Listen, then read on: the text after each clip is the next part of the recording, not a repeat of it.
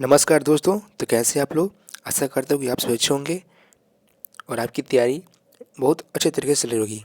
दोस्तों आज हम लोग प्रीवियस ईयर क्वेश्चन का नेक्स्ट सीरीज करेंगे। ठीक है, इसमें हम लोग आज 25 क्वेश्चन करेंगे। बट क्वेश्चन भले ही 25 हो, बट कंसेप्ट आपको कम से कम 200 प्लस मिलेंगे। इसलिए आप इस वीडियो को पूरे ध्यान से देखना है। अगर आप एक सीरियस एस्पायरेंट्स हैं, अगर आप चाहते हैं कि मेरे माता पिता के चेहरे पर वो खुशी दिखे, ठीक है, सिलेक्शन का, तो आपको इस वीडियो को लास्ट तक देखना है। क्योंकि दोस्तों अगर आप सीरियस नहीं है तो यकीन मानिए सिलेक्शन आपसे बहुत दूर है। ठीक है, तो अब क्योंकि एग्ज़ाम भी आपका धीरे धीरे पास आ रहा है, तो आपको सीरियस होकर तैयारी करनी पड़ेगी। क्योंकि दोस्तों कहा जाता है कि संघर्ष जितना ही शानदार होगा, जितना शानदार होगा, जीत आपकी उतनी ही शानदार होगी। ठीक है, तो संघर्ष जितना दमदार कीजिएगा, जीत उतना ही शानदार होगी। इसलिए आपको संघर्ष से नहीं भागना है, क्योंकि जो संघर्ष छोड़ के भाग गया समझिए वो इस फील्ड से तो पहले ही बाहर हो गया। इसीलिए आपको लड़ाई करनी है। उन लाखों बच्चों में, उन लाखों कैंडिडेट में आपको सिलेक्शन लेना है, एक सीट आपको पक्का करना है। इसीलिए मेरी तरफ से पूरा प्रयास रह रहा है कि मैं जो भी प्रीवियस ईयर क्वेश्चन करा रहा हूँ उसमें आपका अच्छे से सब कुछ कवर करा दूँ, ताकि क्वेश्चन अगर घुमा के पूछा जाए तो आप उसको अच्छे से अटेम्प्ट कर पाएँ और अपना स्कोर मैक्सिमाइज कर पाएँ आने वाले एसएससी एमटीएस एग्ज़ाम में। अगर आप और भी कोई भी एग्ज़ाम देते हैं जिसमें आपका जीके का पोर्शन आता है, तो आप सभी के लिए भी ये वीडियो बहुत ज़्यादा हेल्पफुल होने वाला है।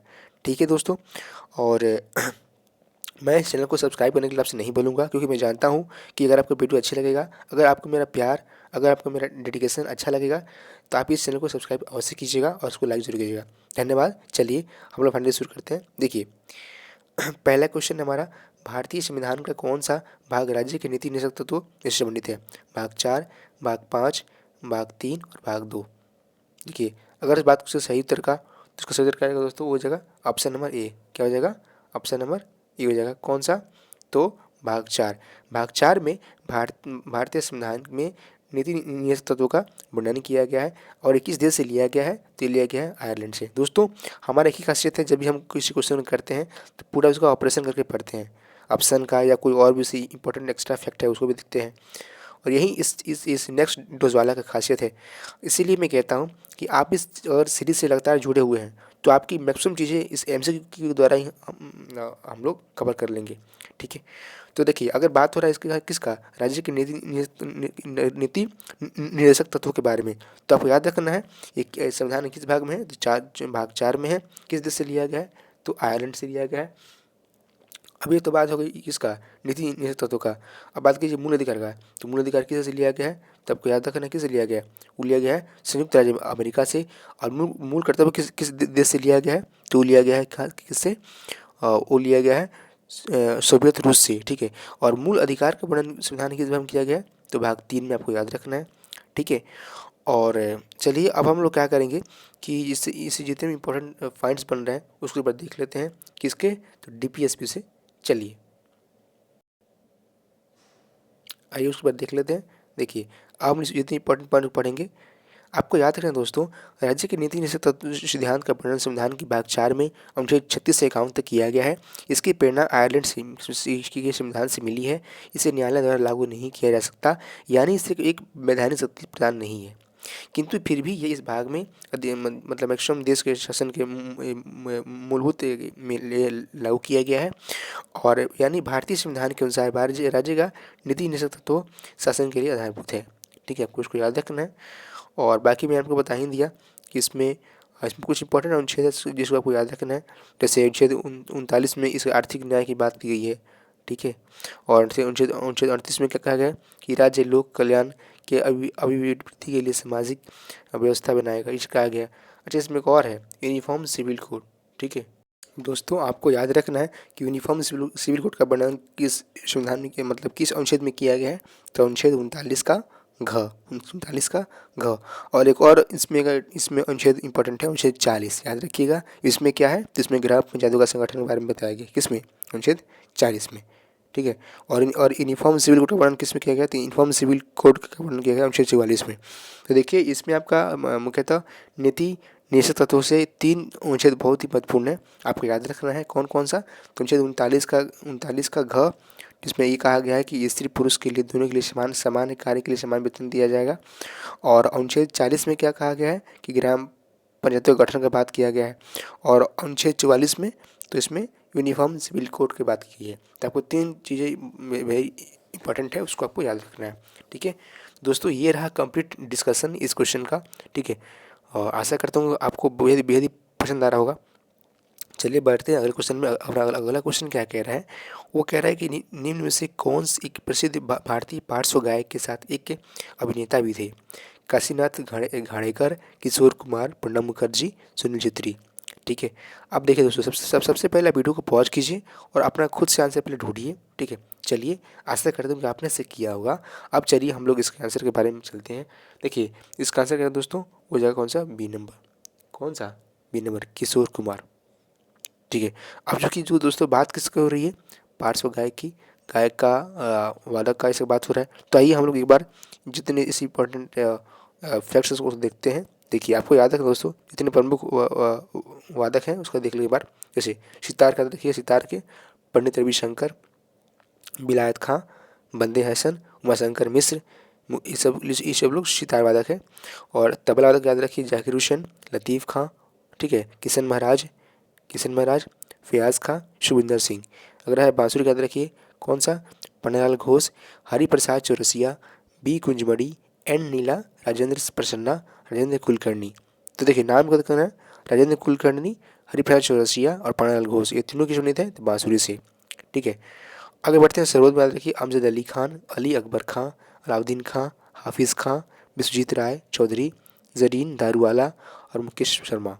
ये सारे लोग क्या बजाते हैं, सरोद बजाते हैं, सरोद। अगला है शहनाई वादक, याद रखिए बिस्मिल्लाह खान, दयाशंकर, जगन्नाथ, अली अहमद, हुसैन खां। अगला वायलिन में याद रखिए डॉक्टर एन राजन, ठीक है, विष्णु गोविंद, ठीक है, और टी एन कृष्णन। बीड़ा में याद रखिए, बीड़ा एस बालचंद्रन, ठीक है, कल्याण कृष्ण आई और बी दुर्स्वामी अयंकर। संतूर याद रखिए, भजन सुपारी शिव कुमार शर्मा, ठीक है। और बाकी और भी इसमें ये सारंगी याद रखिए उस्ताद बिंदु खां, ठीक है। तो जितने इंपॉर्टेंट इसमें नाम था सब हमने देख लिया। चलिए बताएं अगला क्वेश्चन क्या कहता है, बैगनी क्रांति जिसे जम्मू और कश्मीर में शुरू किया गया था उसको डैश के रूप में जाना जाता है। लेवेंडर क्रांति, इंडिगो क्रांति, आर्किड क्रांति, लीले क्रांति, ठीक है दोस्तों। चलिए सबसे पहले मैं इसकी बात करूँ सही उत्तर का, सही उत्तर हो जाएगा कौन सा, ए नंबर, कौन सा, लेवेंडर क्रांति। तो जो क्रांति हुई थी ना जम्मू कश्मीर में, उसके उसका क्या बोलते हैं, लेवेंडर क्रांति बोलते हैं, आपको इसको याद रखना है। अब जो कि बात रही है क्रांति की, तो हम लोग आइए जितने भी इंपॉर्टेंट क्रांति हैं संबंधित हैं कृषि से, उस सबको एक बार देख लेते हैं फटाफट अंदाज में। चलिए देखिए, क्रांति को आपको याद रखना है। सबसे पहले आपको याद रखना है कि विश्व में हरित क्रांति का जनक किसे कहते हैं, नॉर्मल ई बोरलॉग कहते हैं, ठीक है। और भारत में हरित क्रांति का श्रेय लाने का श्रेय किसे जाता है, डॉक्टर एम एस स्वामीनाथन को जाता है, ठीक है। भारत में हरित क्रांति की शुरुआत कब हुई थी, तो 1967 से 68 में बीच में हुई थी। और भारतीय हरित क्रांति का जन्मस्थली कहाँ पे, तो किसको कहते हैं, उत्तराखंड को कहते हैं। मतलब सबसे पहले उत्तराखंड में ये सब चीज़ें लागू हुई थी, तब उसको याद रखना है। और भारत के में प्रथम कृषि विश्वविद्यालय का स्थापना भी कहाँ पे, पंतनगर में हुआ था, ठीक है, जो कि उत्तराखंड में। और भारत में श्वेत क्रांति किसे कहता है, तब याद रखना है, doctor V Kurien, doctor Verghese Kurien कहता है। श्वेत क्रांति किसे कहता है, डॉक्टर वर्गीस कुरियन। चलिए अब देखते हैं कुछ इंपॉर्टेंट क्रांति है हमारी संबंधित है कृषि से। देखिए आपको याद रखना दोस्तों, हरित क्रांति किस संबंधित है, खदान से, श्वेत क्रांति दूध से, नीली क्रांति मत्स्य उत्पादन से, भूरी क्रांति उर्वरक उत्पादन से, रजत क्रांति अंडा उत्पादन, पीली क्रांति तिलहन उत्पादन, कृष्ण क्रांति बायोडीजल उत्पादन, और लाल क्रांति टमाटर मांस उत्पादन, ठीक है, दोनों होगा। और आगे देखिए गुलाबी क्रांति तो झींगा मछली उत्पादन, ठीक है। और बादामी क्रांति मसाला उत्पादन, सुनहरी क्रांति फल उत्पादन, अमृत क्रांति नदी जोड़ो परियोजना और गोल क्रांति आलू उत्पादन और स्वर्ण क्रांति बागवानी और खाकी क्रांति चमड़ा और काली क्रांति कच्चा तेल उत्पादक। ठीक है दोस्तों, ये जितने भी इंपॉर्टेंट क्रांति थी सब हमने सबको देख लिया।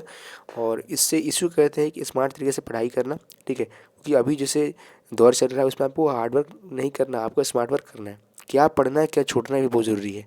अगर आप पूरी हिस्ट्री पॉलिटी लेकर पढ़ने बैठ गए तो यकीन मानिए आप कंपटीशन आप इस कंपटीशन में बाहर हो जाएंगे। इसीलिए मेरा कहना है कि आप ऑथेंटिक चीज़ें पढ़ें जो कि एग्ज़ाम से रिलेटेड है। अब चलिए आगे बढ़ते हैं। अगला मेरा क्वेश्चन क्या कहता है दोस्तों, देख सकते हैं आप ये क्वेश्चन ऐसे एमटी से पूछा गया प्रीवियस ईयर में। ठीक है, अगला है हमारा निम्न से कोलकाता में ब्रह्मा समाज की स्थापना किसने की? स्वामी विवेकानंद, स्वामी दयानंद सरस्वती, ईश्वरचंद्र विद्यासागर और राजा राम मोहन राय। ठीक है, सबसे पहले दोस्तों हम इसको बात करेंगे आंसर का। तो आंसर का दोस्तों 4 का क्या हो जाएगा? डी नंबर, मतलब क्या हो जाएगा? राजा राम मोहन राय। ठीक है, अब देखिए, अब जो कि बात हो रही है यहाँ पे किसकी, तो अब यहाँ पे देखेंगे आप कि यहाँ पे 4 महापुरुष का नाम दिए गए हैं। ठीक है, और सबसे पहले आप की पॉइंट पकड़िए। की पॉइंट क्या है कि यहाँ पे ब्रह्मा समाज की मतलब इंपॉर्टेंट हमारी सोसाइटी की स्थापना हो रही थी उस समय तक। तो उस समय जब तो जितने भी हमारे समाज में जितने भी सोसाइटी की स्थापना हुई हमारे इंडिया में, उन सारे सोसाइटी के बारे में पढ़ना आपका फ़र्ज आता है अगर आपने क्वेश्चन को पढ़ लिया तो। क्योंकि देखिए एसएससी एमटीएस में क्वेश्चन यहाँ से पूछा गया है। हो सकता है मे बी कि आपका जो ये ब्रह्मा समाज है इससे ना पूछ के कोई और जो इम्पोर्टेंट संगठन है सोसाइटी उससे क्वेश्चन आ जाए। तो इसीलिए मैं कहता हूँ कि हमारे मतलब नेक्स्ट डोजारा के साथ जुड़ने का एक बेहतरीन फ़ायदा है कि आपको हर क्वेश्चन का एक्स्ट्रा डोज मिल जाता है, जो कि बहुत ही एक अच्छी चीज़ है। ठीक है, तो चलिए हम लोग अभी फटाफट उस जितने भी इंपॉर्टेंट सोसाइटी है उसको देखेंगे, फिर इन चारों महापुरुष के बारे में पढ़ेंगे, एक्स्ट्रा जो फैक्ट्स उसको देखेंगे। चलिए सबसे पहले आपको याद है दोस्तों, एशियाटिक सोसाइटी की स्थापना जो है ना वो 1784 ईस्वी में होती है विलियम जोन्स के द्वारा। और आत्मीय सभा की स्थापना 1815 में होती है। कौन करते हैं? राजा राम मोहन राय। ठीक है, और वेदांत कॉलेज की स्थापना भी राजा राम मोहन ने किया था। तो अभी आपने पढ़ा कि राजा मोहन ने दूसरी की स्थापना की थी, कौन सा? तो आत्मीय सभा, वेदांत कॉलेज। आगे पढ़ेंगे, देखिए यहाँ भी है कि ब्रह्मा समाज। तो 3 चीज़ें, आत्मीय सभा, वेदांत कॉलेज और ब्रह्मा समाज, तीनों की स्थापना किसने किया था? राजा राम मोहन राय ने किया था। ठीक है, आपको इसको याद रखना है। इस भी याद रखिए 1815 में आत्मीय सभा, ठीक है, 1825 में वेदांत कॉलेज और 1828 में ब्रह्मा समाज। तो ये ठीक है, तो ये 3 चीज नाम आपको यहाँ से याद रखना है। अच्छा, एक और देखिए, युवा बंगाल आंदोलन का स्थापना किसने किया था? तो हेनरी लुई विवियन डेरेजियो। नाम याद रखिए, युवा बंगाल आंदोलन। अच्छा, अगला नाम क्या है? लैंड्स होल्डर सोसाइटी का स्थापना किसने किया था? द्वारकानाथ टैगोर। ठीक है, और अगला याद रखिए आप, तो बोधनी सभा का स्थापना किसने किया था? तो देवेंद्र नाथ टैगोर। ध्यान रखें दोस्तों, ये आपको बहुत बार कन्फ्यूजन होता है, टैगोर नहीं है यहाँ पे, क्या है? ठाकुर है। याद रखिएगा, क्या है? ठाकुर है। अगर एग्जाम में क्वेश्चन पूछेगा कि तत्वबोधिनी सभा का स्थापना किसने किया था, तब क्या रखना है? देवेंद्र नाथ ठाकुर, न कि टैगोर। टैगोर आपको ऑप्शन देगा लेकिन आपको उसको नहीं मारना है। बिल्कुल ध्यान दीजिए, ठाकुर यहाँ पर लास्ट में होगा, तत्वबोधिनी सभा ठाकुर। अगला है हमारा कौन सा? ब्रिटिश सार्वजनिक सभा का स्थापना किसने किया था? तो दादाभाई नौरोजी ने। और परमहंस मंडली की स्थापना किसने किया था? तो गोपाल हरि देशमुख। कब किए थे? 1840 में। ठीक है, गोपाल हरि देशमुख ने किया था। अगला है रहनुमाई मायदान सभा की स्थापना किसने किया था? तो दादाभाई नौरोजी ने किया था। ठीक है, और अगला नाम है बालिका विद्यालय का स्थापना किसने किया था? तो ज्योतिबा फुले ने। यही जो कि बहुत मैंने स्त्री शिक्षा को लेकर बहुत ज़्यादा सीरियस थे। कौन? ज्योतिबा फुले। उनका नाम को याद रखना है।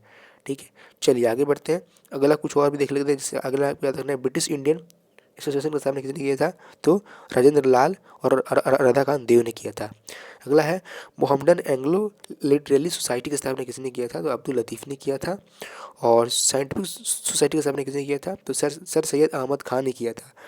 और ईस्ट इंडियन एसोसिएशन का स्थापना किसने किया था? तो दादाभाई नौरोजी ने किया था। आगे बढ़ते हैं। अगला आपको याद रखना है कि पुणे सार्वजनिक सभा की स्थापना किसने किया था? तो एम जी रनाडे ने, जिनको महाराष्ट्र का सुकरात कहा जाता है। और ये कब किए थे? 1867 में, 1867 में किए थे। और अगला है संगठन प्रार्थना समाज की स्थापना, इसको किसने किया था? जिसमें देखिए इसमें थे केशव चंद्र के सहयोग से M.D. रनाडे, आत्माराम पांडुरन और देवेंद्र नाथ ठाकुर ने 3 व्यक्ति यहाँ से मिलकर किए थे। तो ऑप्शन में क्या करेगा? ये जो 3 नाम है ना इसी के साथ वो खेलेगा, मतलब एक नाम चेंज कर देगा ठीक है, और आपसे बोलेगा कि इसमें से छाटिए। तो इसलिए दोस्तों आपको नाम बिल्कुल याद रखना चाहिए, एकदम जुबान होना चाहिए। देखिए अगर आप चाहते हैं कि इस पर सेलेक्शन लेकर ही रहना है तो आपको अच्छे से पढ़ना पड़ेगा। देखिए मैं आपको बताता हूँ आपको संगठन क्या है, अब ये कौन है, प्रार्थना समाज। ठीक, अब देखिए एम जी रेनाडे के सहयोग से, एम जी रेनाडे, अब देखिए कौन कौन थी, तो एम जी रेनाडे, आत्माराम पांडुरंग और देवेंद्रनाथ ठाकुर। ठीक है, ये तीन नाम को बेहद इंपॉर्टेंस में याद रखना है। अगला नाम है कौन सा, बेद समाज। याद रखिए बेद समाज का स्थापना किसने किया था, तो आचार्य केशव चंद्र सेन ने किया था, आचार्य केशव चंद्र सेन ने किया था। अगला नाम है इंडियन सोसाइटी, इसमें को दोस्तों याद रखना है इसकी स्थापना वर्ष 1872 और कौन किया था, तो आनंद मोहन घोष ने किया था। अगला है हमारा सत्यशोधक समाज, स्थापना किसने किया था, ज्योतिबा फुले 1873 में। और अगला है हमारा Aligarh Mohammedan Anglo return college, शेर सैयद अहमद खां। और अगला है इंडियन लीग स्थापना कौन किसने किया था, तो कौन किया था, शिशिर कुमार घोष ने, किसने, शिशिर कुमार घोष ने किया था। अगला कौन सा, आर्य समाज, तो इसकी स्थापना किसने की थी, तो स्वामी दयानंद सरस्वती ने की थी।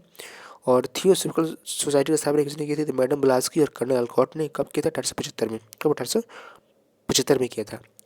और आर्य समाज का स्थापना भी 1875 में किसने किया था, स्वामी दयानंद सरस्वती ने। और इन्हीं ने कहा था कि भारत मतलब वेदों के लोटों का दाना किसने दिया था, तो इसने दिया था कौन, स्वामी दयानंद सरस्वती ने दिया था। अगला नाम कौन सा हमारा, इंडियन इंडियन एसोसिएशन का स्थापना किसने की थी, तो आनंद मोहन बोस प्लस सुरेंद्र बनर्जी ने की थी। अगला है भारतीय राष्ट्रीय कांग्रेस का स्थापना 1885 में किसने किया था, तो यू महोदय ने। ठीक है, और अगला आपको याद रखना है बेलूर मठ का स्थापना 1857, 1887 किसने किया था, स्वामी विवेकानंद ने किया था, आपको इसका नाम याद रखना है। अगला है कौन सा, शारदा भवन, शारदा सदन स्थापना किसने किया था, तो रमाबाई ने। और रामकृष्ण मिशन की स्थापना कब हुई थी, 1897 में किसने किया था, स्वामी विवेकानंद। आपका नाम को याद रखना है। और अगला है अभिनव भारत संस्था का स्थापना किसने किया था, तो बी डी सावरकर ने 1904 में किए थे। और अगला है सर्वेंट्स ऑफ इंडिया सोसाइटी का स्थापना किसने किया था, 1905 में गोपाल कृष्ण गोखले ने किया था। अगला है मुस्लिम लीग की स्थापना किसने की थी, तो आगा खां और सलीम सलीम उल्ला कब किए थे, 1906 में। कब, 1906 में। अगला है कौन सा, अनुशीलन समिति की स्थापना किसने की थी, तो वो श्री वरिंद्र घोष प्लस भूपेंद्र दत्त। अगला है विश्व भारती की स्थापना किसने की थी, तो रविन्द्रनाथ ठाकुर, रविन्द्रनाथ ठाकुर 1912 में किए थे। और गदर पार्टी की स्थापना तो 1913 में कौन किए थे, लाला हरदयाल, लाला हरदयाल। और हिंदू महासभा की स्थापना किसने करी थी, तो मदन मोहन मालवीय ने कब की थी, 1915 में। होम रूल लीग की स्थापना किसने की थी, तो 1916 में, किसने, तिलक और एनी बेसेंट ने। और women's India women's India association का स्थापना किसने की थी, तो लेडी सदाशिव अय्यर 17 में। दोस्तों आप कभी भी संघर्ष से भाग नहीं सकते हैं। मैंने इसको इतना आपको लंबा लिस्ट क्यों पढ़ा रहा हूँ, क्योंकि आपका जब आप एग्जाम में एक क्वेश्चन भी इससे नहीं छूटना चाहिए, मतलब क्वेश्चन आया है तो आपका क्वेश्चन चेंज होकर आता है तो आप उसको अच्छे से अटेम्प्ट कर पाएँ। ठीक है, और अपना सिलेक्शन इंश्योर कर सके, इसलिए आप तुमसे मेहनत से नहीं भागना है। थोड़ा वीडियो लंबी होगी लेकिन आपको जरूर देखना है। अगर आप यकीन मानिए, अगर आप पूरे सीरीज होकर देखते हैं तो आपको सिलेक्शन मिलने से कोई नहीं रोक सकता। ठीक है, मिलता है, इसीलिए आप पूरे अच्छे से देखिए इसको। चलिए आगे बढ़ते हैं। अगला मेरा क्वेश्चन क्या कहता है कि निम्न में से कौन सा भारत में ग्रामीण गरीबी के कारण नहीं है। ऑप्शन ए कह रहा है ग्रामीण क्षेत्रों का पलायन, ऑप्शन बी कह रहा है कृषि के अतिरिक्त अन्य रोजगार के वैकल्पिक अवसरों के अभाव, ऑप्शन सी निरक्षरता और ऑप्शन डी पूंजी का अभाव। सबसे पहले बात करूँ राइट आंसर की, तो आपको याद रखना है इसका राइट आंसर क्या हो जाएगा, 5 का ए नंबर, मतलब ग्रामीण क्षेत्रों से पलायन। मेन यही कारण है कि गाँव में गरीबी बना हुआ है। हम लोग बाहर रहते हैं काम करने के लिए, क्योंकि गांव में उतना इंफ्रास्ट्रक्चर उपलब्ध नहीं है। ठीक है, तो देखिए अब चूँकि बात हुई इसका भारत में गरीबी का, तो आपको याद रखना है, आपको सिंपल सा याद रखिए। ठीक है, ये तो देखिए हम लोग गरीब किसे कहते हैं, जो अपना न्यूनतम आवश्यकता पूरा करने में रोटी कपड़ा मकान अस्पताल से लोग गरीब कहते हैं। ठीक है, और इसमें इंपॉर्टेंट कुछ फैक्ट्स नहीं है, बल्कि इसमें जो कि आपको जनगणना तो आपको पढ़ना पड़ेगा, बट जनगणना हम लोग एक बार अलग से वीडियो में कवर कर लेंगे। ठीक है, तो उसकी टेंशन आप नहीं लीजिए। चलिए हम लोग, अच्छा ये से बात हो रही है किसका, निरक्षरता का, तब याद रखना है सबसे अधिक साक्षर राज्य कौन सा है, केरल, और सबसे कम कौन सा है, तो बिहार। आपको नाम इसको याद रखना है। चलिए आगे बढ़ते हैं। अगला क्वेश्चन क्या कहता है, इसमें आपको ये याद रखना है कि वैश्विक जो भुखमरी सूचकांक है ना, उसका रैंक याद रखिए कितना है, 101 है किसमें, 2021 में। ठीक है, और अभी मैं बात करूँ तो इस साल का, तो उसको भी आपको एक बार ध्यान से देख लीजिए। मैं बात करूँ इस बार वाला में, इस बार रैंक कितनी है तो 107 2022 में, उसका रखना है। आगे देखिए, अगला मेरा क्वेश्चन है, भारत में की विधि स्थिरता और विकास परिषद के अध्यक्ष कौन है? वित्त मंत्री, भारत मानव संसाधन विकास मंत्री, गृह मंत्री, कौशल विकास मंत्री। सबसे पहले दोस्तों इस वीडियो को पॉज कीजिए, आप इसका आंसर खुद से ढूंढिए। चलिए, आशा करता हूँ कि आपने इसे किया होगा। अब आइए इसका सही सही तो देखते हैं। सही उत्तर हो जाएगा वित्त मंत्री। ठीक है, भारत की विधि स्थिरता और विकास परिषद के अध्यक्ष कौन है? तो वित्त मंत्री। अब देखिए दोस्तों, जो कि बात यहाँ पे किसकी हो रही है, वित्त मंत्री कौन है? तो कौन है? निर्मला सीतारमन है। अब देखिए तो बात किसकी हो रही है? मंत्रिमंडल की। तो एक बार हम सारे मंत्रिमंडल का नाम पढ़ लेंगे, कौन अभी वर्तमान में क्या है। ठीक है, चलिए उसको मैं फटाफट तरीके से देख लेते हैं। देखिए, आपको याद रखना है दोस्तों, हमारे आपको ये पता ही होगा पीएम कौन है? नरेंद्र मोदी। अच्छा, रक्षा मंत्री मैं बात करूँ तो रक्षा मंत्री कौन है? राजनाथ सिंह। और अमित शाह कौन है? तो अमित शाह गृह मंत्री और प्लस सहकारिता मंत्री, दोनों किसके पास है? अमित शाह के पास है। और बात करूँ सड़क परिवहन और राजमार्ग मंत्री कौन है? नितिन गडकरी। और निर्मला सीतारमन कौन है? वित्त मंत्री, जिससे क्वेश्चन पूछा गया अभी जस्ट। और अगला बात करूँ कृषि मंत्री कौन है? तो नरेंद्र सिंह तोमर है। और विदेश मंत्री कौन है? तो एस जयशंकर है। जनजातीय मामलों के मंत्री अर्जुन मुंडा है। और महिला और बाल विकास मंत्री कौन है? स्मृति ईरानी है। इनको एक और प्लस मिला है प्रभार में, अल्पसंख्यक मंत्रालय मिला है। कौन सा? अल्पसंख्यक मंत्रालय मिला, आपको याद रखना है। और अगला कौन सा? पीयूष गोयल। पीयूष गोयल याद रखिए, पीयूष गोयल कौन है? तो वाणिज्य और उद्योग मंत्री, उपभोक्ता मामले, खाद्य और सार्वजनिक वितरण मंत्रालय, कपड़ा मंत्रालय, सब किस पास है? सब पीयूष गोयल के पास है। अगर बात करें धर्मेंद्र प्रधान का, तो शिक्षा, कौशल विकास और उद्यमिता मंत्री कौन है? धर्मेंद्र प्रधान है। और संसदीय कार्य मंत्री कौन है? प्रहलाद जोशी। कोयला खनन मंत्री कौन है? प्रहलाद जोशी हैं। और नारायण राणे कौन है? तो सूक्ष्म लघु एवं मध्यम उद्योग मंत्री कौन है? नारायण राणे। अच्छा, अगला नाम है सर्बानंद सोनोवाल कौन है? तो जहाज रानी, जलमार्ग और आयुष मंत्री कौन है? सर्बानंद सोनोवाल है। और डॉक्टर वीरेंद्र कुमार कौन है? सामाजिक न्याय और अधिकारिता मंत्री कौन है? डॉक्टर वीरेंद्र कुमार। ग्रामीण विकास और पंचायती राज मंत्री कौन है? गिरिराज सिंह है।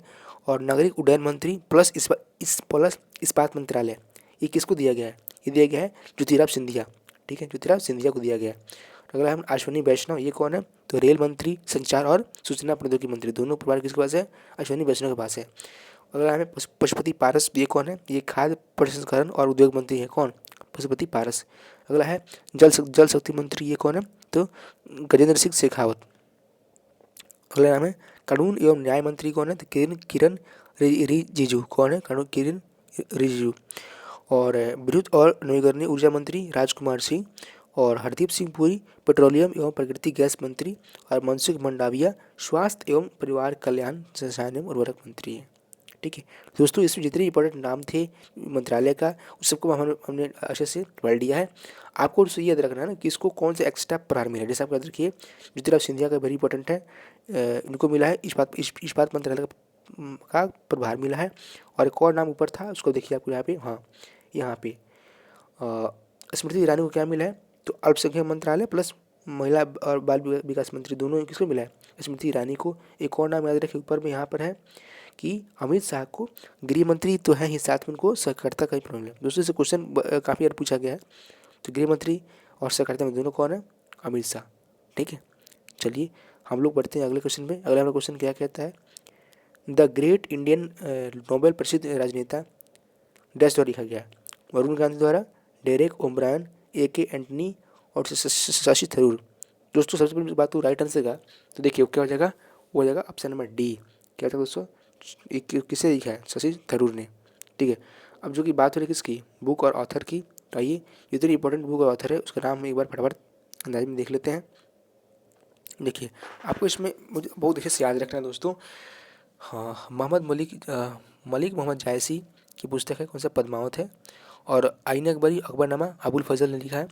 बीजक रमैनी सबद, कबीरदास। ठीक है, और Coolie, confession of the lover, the death of a hero, Mulk Raj Anand. ठीक है, और अगला है जजमेंट। ठीक है, distant neighbours, India the critical years. ठीक है, और बियॉन्ड द लाइन्स, ये सब किसने लिखा है? कुलदीप नैयर।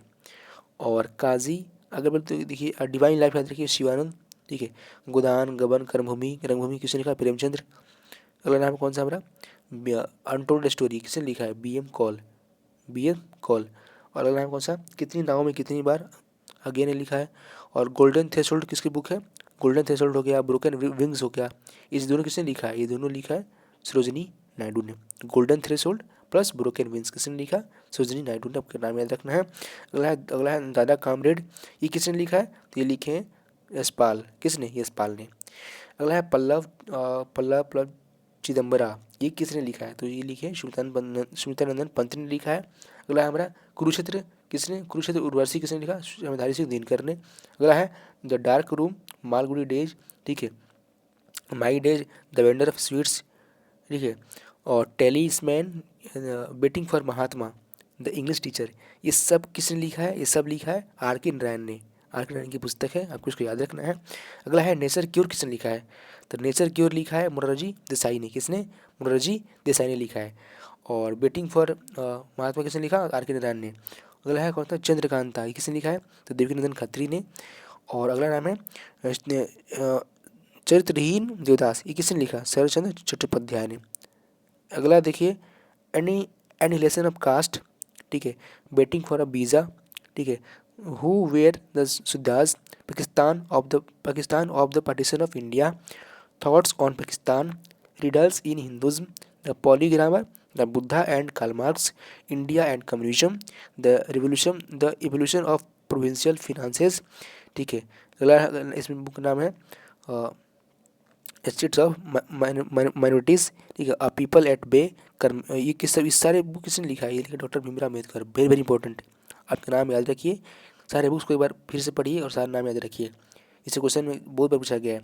चलिए अगला नाम कौन सा? विवेकानंद का, ये नाम याद रखेंगे। Karmayoga, lectures from Colombo to Almora, ये किसने लिखा? ये सब विवेकानंद की थी। चलिए आगे बढ़ते हैं। अगला नाम भी आपको याद रखना है, जैसे फिरदौसी शाहनामा, ठीक है। और रविन्द्रनाथ टैगोर का चित्रांगना, गीतांजलि, विसर्जन, गार्डनर, हंगरी स्टोक्स, घोरा, चंटालिका, ठीक है। Post office, king of dark chamber, ये सब किसने लिखा? रविन्द्रनाथ टैगोर ने। अगला नाम कौन सा? भारत भारती, तो ये किसने लिखा है? तो मैथिली शरण गुप्त ने। और the death of a city, Amrita Pritam, ठीक है। अगला नाम है खुशवंत सिंह, याद रखिए इंदिरा गांधी रिटर्न्स, ठीक है। द कंपनी ऑफ वीमेन, और truth love and little marriage, train to Pakistan, ये सब खुशवंत सिंह ने लिखा है। अगला है विजय तेंदुलकर, सखाराम बाइडकर, ठीक है। भगवत गीता, महाभारत, ये सब किसने लिखा? तो ये सब वेद व्यास ने। और अगला नाम है इंटरनल इंडिया, इंदिरा गांधी। और कमायनी आंसू लहर, ये सब किसने लिखा? जयशंकर प्रसाद, किसने? जयशंकर प्रसाद ने। अगला नाम याद रखिए कौन सा? तो ये नाम याद रखना है कौन सा? अनामिका परिमल, किसने? सूर्यकांत त्रिपाठी निराला, यामा महादेवी वर्मा, ठीक है। और मुद्राक्षस विशाखा दत्त, और अष्टाध्यायी पाणिनि, ठीक है। और voice of freedom Nayantara Sahgal, voice of freedom Nayantara Sahgal. और area of darkness V S Naipaul, V S Naipaul ने लिखा है। अगला है कौन सा? तो आपको नाम याद रखिए Indian philosophy, Hindu view of life, ये किसने लिखा है? ये लिखा है डॉक्टर एस राधाकृष्णन, जो हमारे देश के प्रथम उपराष्ट्रपति भी थे। और विज्ञानेश्वर, मिताक्षरा, और राजतरंगिणी, कलहन, और अर्थशास्त्र चाणक्य, और कुमार संभवम, रघुवंशम, अभिज्ञान शकुंतलम, मेघदूत, ये सब किसने लिखा है? ये सब लिखा है कालिदास ने। और गीत गोविंद जयदेव, और मालती माधव भवभूति। दोस्तों इसमें हम जितने इंपॉर्टेंट चैप्टर से बुक का नाम, ऑथर का नाम सब हमने पढ़ लिया। चलिए हम बढ़ते हैं अब अपने अगले क्वेश्चन की तरफ। आइए देखिए मेरा अगला क्वेश्चन क्या कहता है कि भारत के मंदिरों में संबंधित दिए गए कथनों में से कौन सा कथन सत्य है? ऑप्शन ये कह रहा है कि पहला क्या है कि नागर शैली की वास्तुकला को उत्तर भारतीय शैली के नाम से जाना जाता है, और द्रविड़ शैली की वास्तुकला को दक्षिण भारतीय शैली से जाना जाता है। देखिए बात करो शैली का, शैली आपका तीन तरह की होती है, नागर शैली, द्रविड़ शैली और बेसर शैली, ठीक है। तो जो नागर शैली होता है ना दोस्तों, तो पहली बात उसका सही उत्तर का सही उत्तर का है दोस्तों 8 का बी, मतलब एक और दोनों, एक और दोनों, एक और दोनों, दोनों सही है, ठीक है। दोनों सही है क्योंकि देखिए जो नागर शैली होता है वो कहाँ पर होता है? उत्तर में से हिमालय की क्षेत्र हो रही, तो वहाँ पे जो जो भी मंदिरें बनी है वो सब नागर शैली में बनी है। जबकि महाराष्ट्र, कर्नाटक, तमिलनाडु, केरल, ये सब एरिया में जो जितने मंदिर बनी है वो सब किससे बनी है? वो बनी है द्रविड़ शैली से। तो बात तो सही है। तो द्रविड़ शैली दक्षिण, आपको ऐसे ऐसे याद कर सकते से, दश है द्रविड़ और दश है दक्षिण। तो द्रविड़ शैली दक्षिण भारत और नागर शैली उत्तर भारत। ठीक है दोस्तों, तो ऐसे आपको अच्छे से याद कर सकते हैं। चलिए बढ़ते हैं अगले। अगला मेरा क्वेश्चन क्या कहता है कि ब्लॉक पर्वतों में उठे हुए ब्लॉक को क्या कहते हैं? होस्ट, ग्रोवेन, ढलान और शंकु। ठीक है, अब देखिए क्वेश्चन पूछा गया किससे? पर्वत से। तो सबसे पहले मैं इसकी बात करूँ सही उत्तर का, तो सही उत्तर क्या जाएगा? 9 का, तो हो जाएगा आपका ए नंबर। कौन सा? रोस्ट। तो उससे नाम कुछ जरूर सुनेंगे, बट क्वेश्चन जिससे पूछा गया तो आपको पढ़ना में आपकी फ़र्ज बनता है। अगर आप नहीं पढ़ेंगे तो आप लाखों कंपटीशन में अलग हो जाएंगे। इसीलिए मैं इस क्वेश्चन को प्रीवियस क्वेश्चन करा रहा हूँ आप सभी के लिए, ताकि सब जो इंपॉर्टेंट आप जान सकें आपको क्या पढ़ना है क्या छोड़ना है, किसी से क्वेश्चन आते हैं एग्जाम में। ठीक है, चलिए हम लोग अब बात करते हैं कुछ पर्वत के बारे में इंपॉर्टेंट फैक्ट्स देखेंगे। तो आइए उसको पढ़ते हैं। देखिए सबसे पहले आपको याद रखना है कि पर्वत है ना, वो उत्पत्ति के आधार पे 4 वर्ग होते हैं। पहला हो गया ब्लॉक पर्वत। ठीक है, और इसमें क्या होता है कि जब चट्टानों के बीच भ्रंश के कारण मध्य भाग नीचे धंस जाता है तथा अगल बगल भाग ऊंचे उठे प्रतीत होते हैं, तो इसे हम ब्लॉक पर्वत कहते हैं। बीच में धंसे भाग को रिफ्ट घाटी कहते हैं। और इन पर्वतों के शीर्ष समतल और किनारे तीव्र भ्रंश कागरों पर सीमित होते हैं। इस प्रकार के पर्वत के उदाहरण कौन कौन से? तो आप नाम याद रखिए। वासजेस फ्रांस का, ब्लैक फॉरेस्ट जर्मनी और साल्टर्न पाकिस्तान। ठीक है, तो ये हो गया ब्लॉक पर्वत। अब देखिए, हाँ इस सब कुछ पढ़े जाते हैं। जैसे आप देखेंगे प्लेट जो है ना, प्लेट विवर्तन सिद्धांत किसने दिया था? तो हैरी हेस। और एक और याद रखिए कौन सा? महाद्वीपीय विस्थापन, वैगनर। ठीक है, चलिए अब देखिए दूसरा बात करेंगे अवशिष्ट पर्वत का, जिसे बोलते हैं रेजिडिवल माउंटेन। तो ये क्या होता है कि इसमें जैसे इसमें है ना कि जो पर्वत चट्टानों के अपवर्तन के फलस्वरूप बनते हैं उसे बोलते हैं अवशिष्ट पर्वत। इसका आप याद रखिए एग्जाम्पल कौन कौन से? तो विंध्याचल हो गया, सतपुड़ा हो गया, नीलगिरी हो गया, पारसनाथ हो गया, राजमहल की पहाड़ियाँ हो गई। ठीक है, कैसर बुट्टे हो गया, सियरा हो गया, ये सब जितने भी नाम लिख रहे हैं आप यहाँ पे, विंध्याचल, सतपुड़ा, नीलगिरी, पारस, ये सब क्या है? राजमहल, ये सब राजमहल पहाड़ी, ये सब क्या है? ये सब अवशिष्ट पर्वत है, क्योंकि ये सब चट्टान से मिलकर बनी हुई हैं, चट्टानों से मिलकर बना हुआ है। तो इसीलिए इसको हम बोलेंगे अवशिष्ट पर्वत। ठीक है, बस दोस्तों आपको इसका एग्जाम्पल याद रखना है। एग्जाम में क्या पूछेगा कि पारसनाथ पर्वत कौन सा, मतलब कौन सा पर्वत है? तो आप कहते हैं ना वो क्या है, कौन सा है? अवशिष्ट पर्वत है। बस आपको इसका टाइप याद रखना है। ठीक है, चलिए हम बढ़ते हैं अगले क्वेश्चन में। देखिए अगला इसमें और कुछ याद रखिए, जैसे संचित पर्वत, भूपटल पर मिट्टी हो गया, बालू, कंकर, पत्थर, ये सब जमा हो जाते हैं ना, तो इसके कारण मलय पर्वत को बोलते हैं। नाम से स्पष्ट है, संचित पर्वत। ठीक है, अगला कौन सा? बलित पर्वत, ये बहुत इंपॉर्टेंट है, जिसको बोलते हैं fold mountain.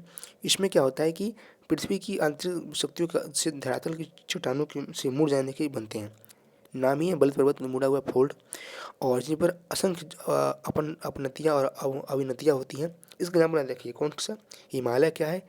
Himalaya fold mountain है। हिमालय हो गया, आल्प्स, यूराल, रॉकीज और एंडीज, ये जो सब 5 नाम याद रखिए। हिमालय कौन सा है? बलित पर्वत है। उस तरह आल्प्स भी, यूराल भी, रॉकीज भी और एंडीज भी।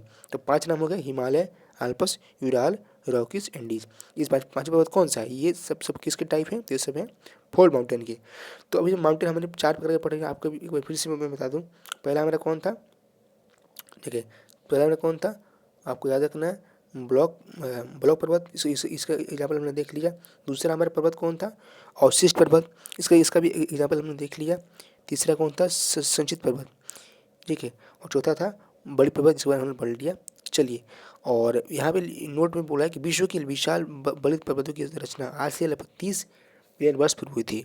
ठीक है, और सबसे लंबी पर्वत श्रेणी विश्व कौन सी है? तो एंडीज़ है। आपको बता दें तो कहाँ पे? दक्षिण अमेरिका के पश्चिमी तट पे स्थित है। ठीक है, तो चलिए आगे आगे देखते हैं। अगला है, हाँ अब विश्व की सबसे ऊंची चोटी कौन सी है? तो माउंट एवरेस्ट। देखिए अगर पूछे पर्वत कौन सी है तो इंडीज, और चोटी माउंट एवरेस्ट। और अफ्रीका का सबसे सर्वोच्च शिखर माउंट किलिमंजारो, जो कि तंजानिया में स्थित है। और बलित पर्वतों के निर्माण का आधुनिक सिद्धांत जो है ना, वो प्लेट टेक्टोनिक की संकल्पना पर आधारित है। ठीक है, आपको इसको याद रखना है। और भारत की अरावली पर्वत को विश्व के सबसे पुराने बलित पर्वत में गिना जाता है। ये सबसे ऊंची चोटी कौन सी है? तो गुरु शिखर है, जिसकी ऊंचाई कितनी है? तो 1722 मीटर। ठीक है, दोस्तों ये सब इंपॉर्टेंट चीज़ें जिसको हमने देख लिया। अब चलिए बढ़ते हैं अगले क्वेश्चन में। दंती दुर्ग भारत के किस राजवंश से संबंधित है? चालुक्य, चोल, ठीक है, राष्ट्रकूट और चेर। अब देखिए क्वेश्चन चूंकि पूछा है किससे, राजवंश से। सबसे पहले हम उसका आंसर ढूंढते हैं। आंसर क्या है? आंसर का सही उत्तर क्या होगा? 10 का सी नंबर, मतलब कौन सा? राष्ट्रकूट। तो जो दंती दुर्ग है ना, वो राष्ट्रकूट वंश से संबंधित है। अब हम इतना ही पढ़ के हम आगे बढ़ जाएंगे तो इसमें हम लोग क्या करेंगे? हम लोग अपना लॉस कर रहे हैं। हम लोग क्या करेंगे, चूंकि क्वेश्चन किस चीज़ पूछा है? भारत के राजवंश से। तो ये हमारा परम कर्तव्य बनता है दोस्तों कि अगर हमने क्वेश्चन देखा है राजवंश से तो हमको पूरा राजवंश पढ़ना ही पड़ेगा। इसे वो बोलते हैं स्मार्ट स्टडी। तो इसलिए आइए हम लोग फटाफट अंदाज में एक बार सारे राजवंश को पढ़ लेते हैं। चलिए आपको याद रखना है। देखिए, हर्यक वंश के संस्थापक बिम्बिसार, राजधानी राजगिरी। शिशुनाग के वंश के संस्थापक शिशुनाग, राजधानी वैशाली। नंद वंश के संस्थापक महापद नंद, राजधानी पाटलिपुत्र, ठीक है। मौर्य वंश के संस्थापक चंद्रगुप्त, राजधानी पाटलिपुत्र। शुंग वंश का संस्थापक पुष्यमित्र शुंग, राजधानी पाटलिपुत्र। कौरव वंश के संस्थापक कौन थे? वासुदेव, राजधानी पाटलिपुत्र। सतवाहन वंश का संस्थापक सेमुग, प्रतिष्ठान। और कुषाण वंश के संस्थापक कुजुल, कटविशेष, पुरुषपुर। और गुप्त वंश के संस्थापक कौन थे? श्रीगुप्त, पाटलिपुत्र। और वाकाटक वंश के संस्थापक कौन थे? बिंद शक्ति। और हुड़ वंश के संस्थापक कौन थे? तोरमड़, सियालकोट। और वर्धन वंश के कौन थे संस्थापक? पुष्यभूति, थानेश्वर, कौन इनकी राजधानी थी। और पांड्य वंश के नेडियोन, मदुरै। चोल वंश के संस्थापक विजयालय, तंजौर। और पल्लव वंश के संस्थापक सिंह वर्मन चतुर्थ, कांचीपुरम। दोस्तों ये मैंने सारे वंश के जितने इंपॉर्टेंट आपके जो संस्थापक थे, राजधानी थी, सबको तौर पर मैंने आपको बता दिया, ठीक है। और भी कुछ बता दें, राष्ट्रकूट, दंती दुर्ग, देखिए यहाँ से क्वेश्चन बना हुआ है। देखिए इसीलिए मैं कह रहा हूँ कि क्वेश्चन ऐसे पूछा गया, अगर ये सब नहीं पढ़ेगा तो क्या इससे आप एग्जाम निकाल पाएंगे? नहीं। अगर मान ली इसी अगर पूरा लिस्ट आप पढ़ लेते हैं तो या कोई भी क्वेश्चन पूछेगा तो आप उसको आसानी से जवाब दे पाएंगे। चलिए इसको भी पढ़ लेते हैं। देखिए आप याद रखना है, राष्ट्रकूट वंश के संस्थापक दंती दुर्ग, राजधानी मानेखेट। और चालुक्य कल्याणी का संस्थापक तैलप द्वितीय। और चालुक्य में बदामी का संस्थापक जयसिंह प्रथम। और चालुक्य बैंगी का विष्णुवर्धन। तीन नाम याद रखिए। और कल्याणी पूछे तैलप द्वितीय। और कौन पूछे? बदामी पूछे तो बदामी का जयसिंह प्रथम। और चालुक्य बेगी विष्णुवर्धन। अगला है होयसल वंश, विष्णुवर्धन। और यादव वंश भिल्डफ फोर। और काकतीय वंश बीटा प्रथम, राजधानी आमकोंड। और गंग वंश का कौन थे संस्थापक? तो वज्रहस्त पंचम। और पाल वंश का संस्थापक गोपाल मुंगेर इसकी राजधानी होती है। अगला मतलब सेन वंश संस्थापक सामंत सेन, राजधानी लखनऊती। और कारकोट वंश दुर्लभ वर्जन। उत्पल वंश अवंती वर्मन। लुहार वंश संग्रामराज, गुर्जर प्रतिहार नागभट्ट प्रथम, कनौज। और गढ़वाल वंश चंद्रदेव, कनौज। चौहान वंश वासुदेव, अजमेर। और परमार वंश उपेंद्र धारानगरी। चंदेल वंश नाजुक, खजुराहो, ठीक है। अब देखिए अगला है सोलंकी वंश आप कौन थे? तो मूलराज, आपको याद रखना है, सोलंकी वंश मूलराज। और गुलाम वंश कुतुबुद्दीन ऐबक, दिल्ली में राजधानी होती है। खिलजी वंश जलालुद्दीन खिलजी। तुगलक वंश गयासुद्दीन तुगलक, दिल्ली राजधानी। सैयद वंश खिजर खां, दिल्ली, ठीक है।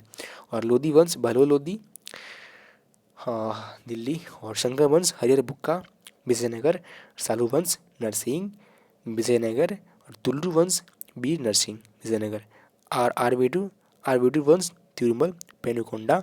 अगला नाम का बहमनी वंश स्थापक हसन पंगू, हसन गंगू, गुलबर्गा इसका राजधानी जाती है। निज़ाम शाही मलिक अहमद, अहमदनगर।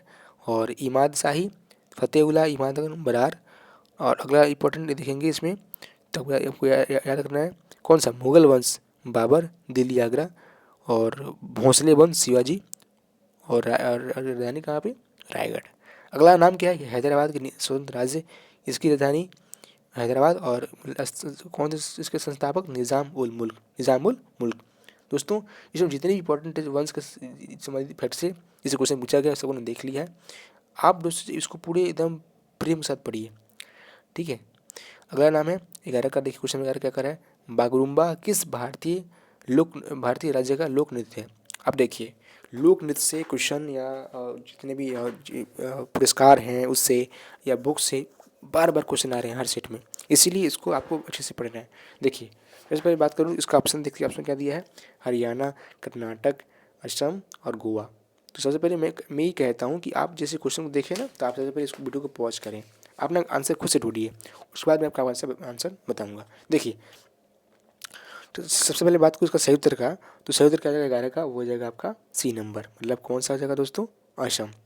जो ये बागुरुम्बा है ना, वो भारतीय राज्य का लोक नृत्य किसका है, असम का है। किसका है, असम का है। अब चूंकि बात हो रही है असम की, तो अब इसमें हम चूँकि अब हम क्या करेंगे, असम की कौन अपनी तरह, देखिए उसका नाम है कौन सा, तो आपको सत्रिया, सत्रिया कहाँ का, असम का है। अब देखिए आप लोग क्या करेंगे, जितने भी लोक नृत्य हैं सारे राज्य का, सबको एक तरह से फटाफट पढ़ेंगे, क्योंकि हो सकता है कि इस बार असम का पूछे, हो सकता है कि नेक्स्ट टाइम आपसे किसी और राज्य का पूछ दे। तो सबसे बेस्ट तरीका यही है कि हम लोग सारे राज्य का एक बार पढ़ लेते हैं। और दोस्तों यकीन मानिए, अगर आप सीरीज में मेरे साथ लास्ट मतलब लगातार बने हुए हैं ना, तो आपको कुछ रटने की जरूरत नहीं है, मैं ही आपको ऐसे बार बार पढ़ाते पढ़ाते आपको याद करा दूंगा, ठीक है एग्जाम में। बस आप कंटिन्यू में सीरीज में बने रहिए। चलिए हम लोग उसको देखते हैं फटाफट तरीके से। तो आपको उसे याद रखना है। देखिए झारखंड का लोक नृत्य पहले पढ़ेंगे, छऊ, सरहुल, जट जट जटिन, कर्मा, डोंगा, डांगा, विदेसिया और सोराई। ये जितने भी ऑप्शन दिखा ना, ये सब कहाँ का है, ये सब झारखंड का है। एक बार फिर से नाम पढ़ते हैं, छऊ, सरहुल, जट जटिन, कर्मा, डांगा, विदेसिया और सोराई। अगला नाम है उत्तराखंड, गढ़वाली, गढ़वाली हो गया, कुमायूं, कजरी, ठीक है, झोरा, रासलीला, चपादी। ये सब कहाँ का है, उत्तराखंड का है। अच्छा अब बात करते हैं इसका आंध्र प्रदेश का। तो आंध्र प्रदेश का लोक नृत्य देखिए, कुचिपुड़ी शास्त्रीय, ठीक है, घंटा मर्दाला, मोहिनी अट्टम शास्त्रीय नृत्य, कुंभी, सिद्धि, मधुरी, छड़ी। ये सब कहाँ का है, आंध्र प्रदेश का है, ठीक है। अगला है कौन सा, छत्तीसगढ़। देखिए पंडवानी, गोंडी, कर्मा, झूमर, डांगला, पाली, टपाली, नौरानी, दिवारी। ये सब कहाँ का है, छत्तीसगढ़ का है। फिर से देखिए पडवानी, गोंडी, कर्मा, झूमर, डंगला, पाली, टपाली। ये सब किसका किसका है, छत्तीसगढ़ का हो गया। आगे बढ़ते हैं, देखिए अगला आगे देखिए हिमाचल प्रदेश का, इसमें थमान, छपेली, महाथू, नडी, नटी, डोंगी, चंबा, ठीक है, ये डफ, डंडा नाच, ये सब कहाँ का, हिमाचल प्रदेश का है। अगला गुजरात का रखिए, गरबा, डांडिया, टिपानी, झुरियन, भवई, रासलीला, लास्या और पाणीहारी। ये सब लोक नृत्य कहाँ का है, गुजरात का। चलिए आगे बढ़ते हैं। अगला याद रखना है असम का। तो बिहू, बिछुआ, नट पूजा महाराज, खेल गोपाल, झुमरा, कली गोपाल, नागा नृत्य, बुगुरुम्बा। देखो दोस्तों ये क्वेश्चन आया ना, ये क्वेश्चन यहाँ से पूछा गया आपसे एग्जाम में अभी के सेट में। ये क्या लिखा है, लिखा है बुगुरुम्बा। सेम क्वेश्चन देखिए यहाँ पे पूछा गया, यहाँ से देखिए क्वेश्चन है ना बुगुरुम्बा। तो इसीलिए मैं कह रहा हूँ कि क्वेश्चन यहाँ से बाहर नहीं जाएगा। अगर आप सेट में लगातार देव बनते हैं तो क्वेश्चन आपको यहीं से बहुत सारे क्वेश्चन मिलेगा। अगर आप सीरीज में लगातार देखते हैं ना, तो आपका स्कोर मतलब काफ़ी सही जाएगा। आपको एग्जाम देखिए आप अपना आप क्या करेंगे, एक अलग तरह का कॉन्फिडेंस फील करेंगे अगर आप सीरीज में लगातार बने रहते हैं तो। चलिए अब यहाँ पे और कुछ देखते हैं नाम से असम का। देखिए एक बार फिर से पढ़ते हैं, बिहू, मिछुआ, खेलगोपाल, झुमुरा, ठीक है, होप्जानाई, कलीगोपाल, नागा नृत्य, बुगुरुम्बा, अंकिया नाट।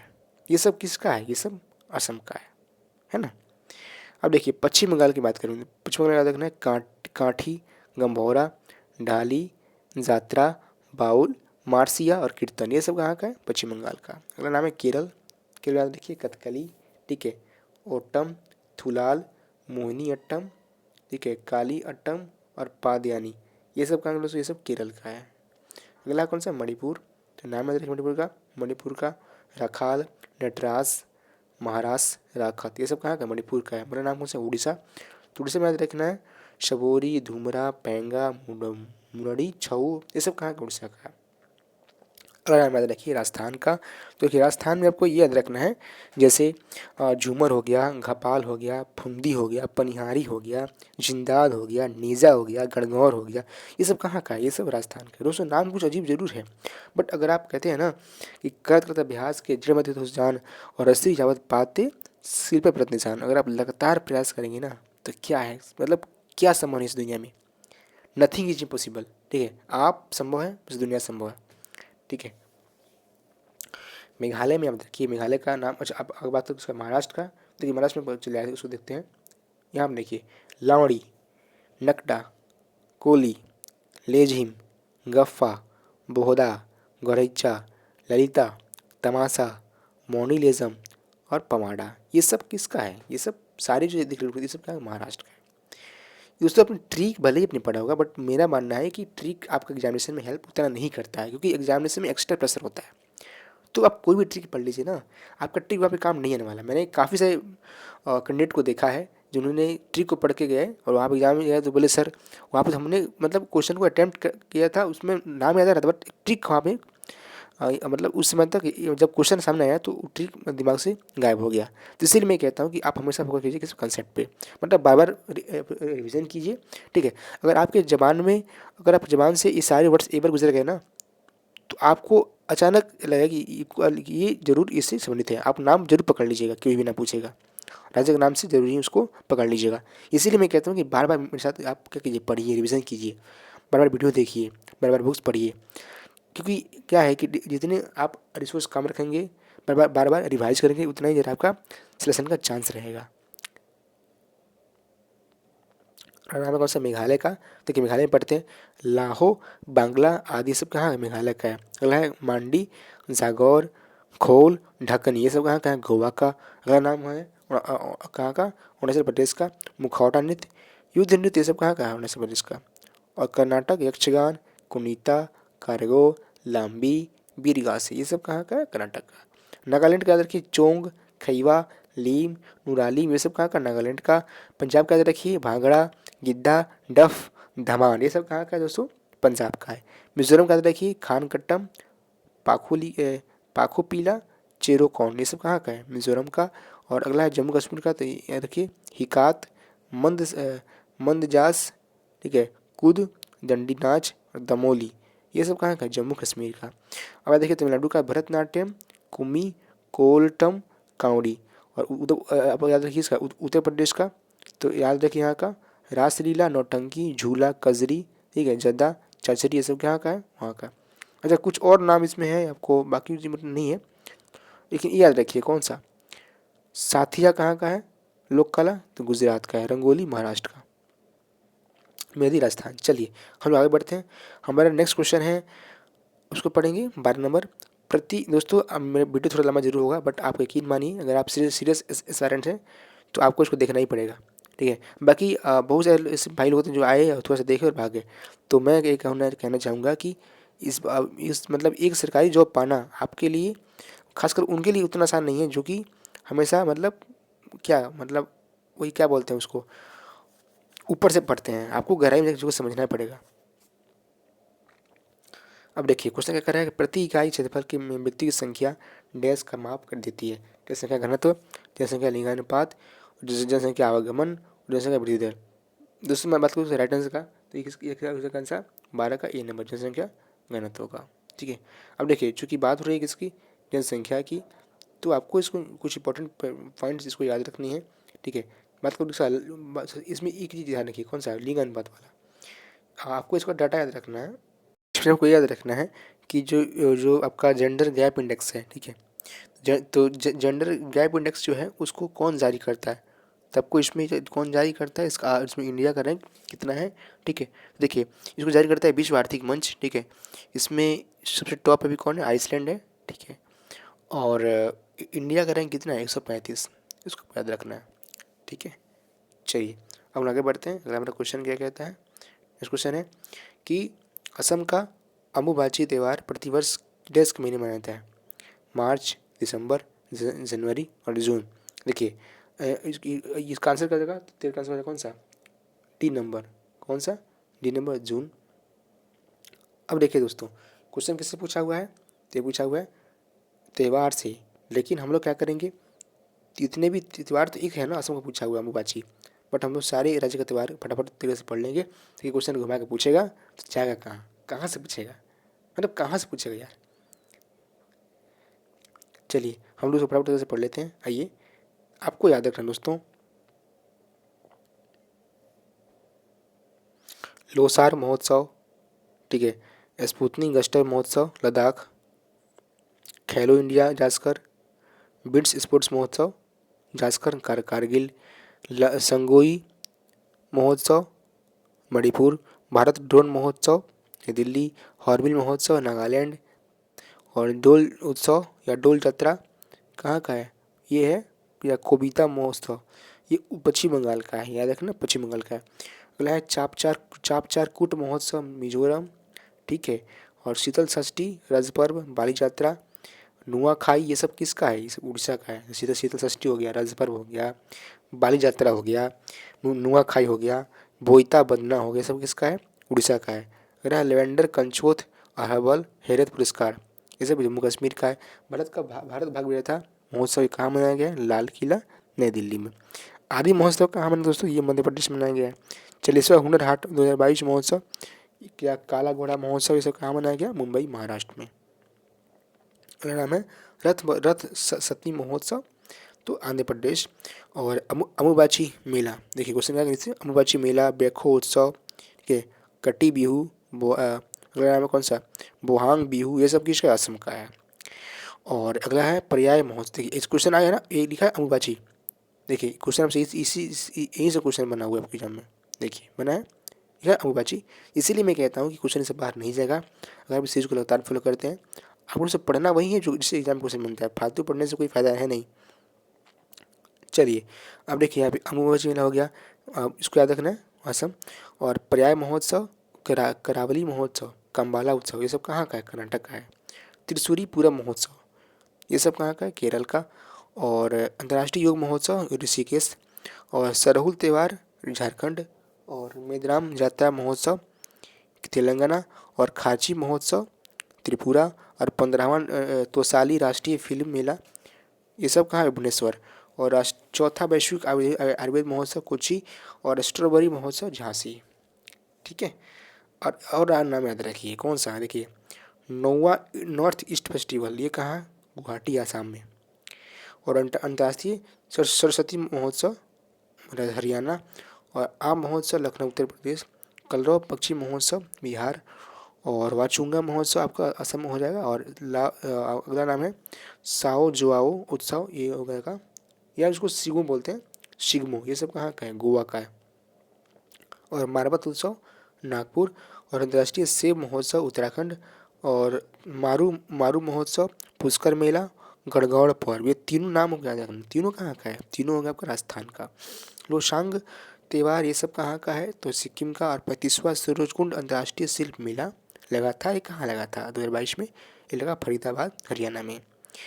और पोंगल जलीकट्टू आदि प्रेरक जैसे थीपुसुम त्यौहार ये सब कहाँ का है, तो पोंगल हो गया, जलीकट्टू हो गया, आदि प्रेरक हो गया, थीपुसुम त्यौहार ये सब कहाँ है, तमिलनाडु का। अगला माधवपुर मेला, ठीक है, यहाँ उसको रण उत्सव बोलते हैं, उगादी त्यौहार बोलते हैं, इसको कहाँ का, गुजरात का। और अगला है वालोंग मेला, ये सब किसका, अरुणाचल प्रदेश का। और मकई मिर्च नमस्ते और छा मंडू महोत्सव कहाँ का है, मध्य प्रदेश का। चलिए आगे बढ़ते हैं, अगला क्वेश्चन क्या कहता है, अगला है हर्षवर्धन 6 से 47 ईस्वी किस वर्ष के संस्थापक थे, तो मुगल, मौर्य, गुप्त, पुष्यभूति, ठीक है। इसका सही उत्तर क्या हो जाएगा दोस्तों, 14 का वो हो जाएगा कौन सा, डी नंबर, मतलब पुष्यभूति। दोस्तों अभी हमने तुरंत इसी क्वेश्चन में आपने देखा होगा कि हमने सारे वंश को सारे वंश को मैंने पढ़ा था, आपको सबको पढ़ाया भी था। तो आइए एक बार हम इस बार पढ़ा से देख देते हैं। देखिए अब क्या देखना है, हर्यक वंश बिंबिसार, शिशुनाग वंश शिशुनाग, नंद वंश महापद्मन, मौर्य वंश चंद्रगुप्त, शुंग वंश पुष्यमित्र शुंग, कर्ण वंश वासुदेव, और सातवाहन वंश सिमुख, कुषाण वंश कुजुल कटविशेष, गुप्त वंश श्रीगुप्त, वकाटक वंश बिंदशक्ति, हुड़ वंश तोरमणि, वर्धन वंश पुष्यमिति, पांड्य वंश निडियोन, चोल वंश विजयालय, पल्लव वंश शिववर्धन चतुर्थ। आगे बढ़िए, राजपूत वंश दंतेदुर्ग, चालुक्य कल्याणी तैलव द्वितीय, चालुक्य बदामी जयसिंह प्रथम, चालुक्य बैंगी विष्णुवर्धन, होयसल वंश विष्णुवर्धन, यादव वंश बिल्ला फोर, कदम वंश मयूर सेवन, और काकतीय वंश बीटा प्रथम, और कारकोट वंश दुर्लभवर्धन, और उत्पल वंश अवंती बनमन, लोहार वंश संग्राम राज, और गुर्जर प्रतिहार नागभट्टम प्रथम, और परमार वंश उपेंद्र हो गया, चंदेल वंश ननुक, सोलंकी वंश मुल्कराज, और गुलाम वंश कुतुबुद्दीन ऐबक, खिलजी वंश हो गया, जलालुद्दीन खिलजी। तुगलक वंश, गयासुद्दीन तुगलक। सैयद वंश, खिज़र खां, सैयद वंश खिज़र खां। और संगा वंश, हरिहर बुक्का। और सालू वंश, नरसिंह। सुल्लू वंश, सालू वंश नरसिंह। और तुल्लू वंश, वीर नरसिंह। तो ये नाम देखिए, सालू वंश नरसिंह, बट तुल्लू वंश वीर नरसिंह। और आमरीडू तिरुमल। और बहमनी वंश, हसन गंगू।